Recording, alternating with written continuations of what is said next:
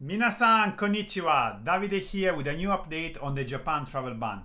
There are two main updates for you today. One is about the next step that the Japanese government is taking towards the reopening to tourism.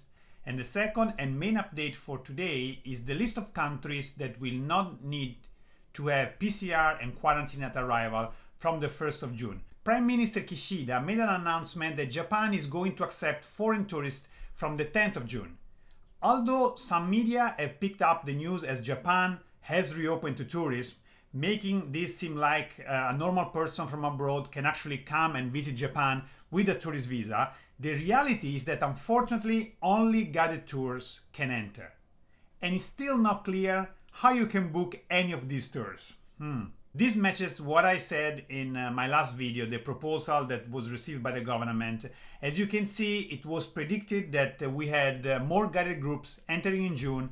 It is still unclear how many groups will enter in June, but we know that the daily entry cap will be raised to 20,000 entries per day. From the scheme I prepared, normal individual tourists will be able to enter only towards the end of September at earliest. Of course, I hope to be wrong, and I hope that something can happen earlier. If you look to the glass half full though, things are moving very slowly, but they're moving. Japan has been taking those baby steps in the right direction, and I think by the end of the year, the restriction could all be removed. If from one side, the announcement of Prime Minister Kishida wasn't great for who is still waiting to enter as tourists, another major update came yesterday, and this one is positive. A long list of blue countries will not need to do PCR tests at arrival and quarantine.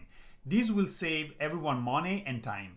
Also, it's very important for tourists as well. As I've been saying for months now, the extra work that the staff at the airport has to do PCR to all entries make it impossible to open to more people, to open the country to regular tourism, because they can only check a certain amount of people per day. So the first step to reopen to tourism would have been removing the PCR and quarantine, and this is actually happening from the 1st of June, so this is very good.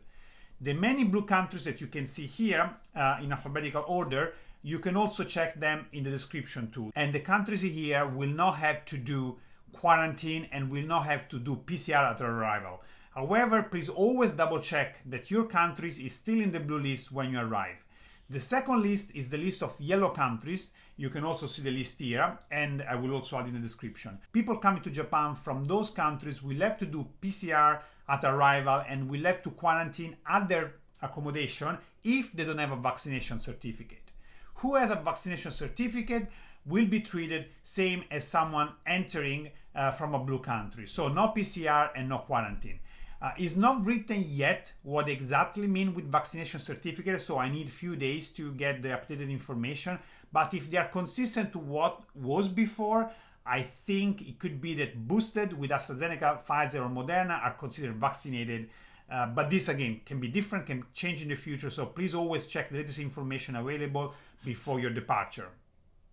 Last, the red countries are the ones that will have, in any case, regardless of vaccination, require PCR at arrival and quarantine at a government facility. At the moment, there are only 4 countries in this list: Albania, Sierra Leone, Pakistan and Fiji.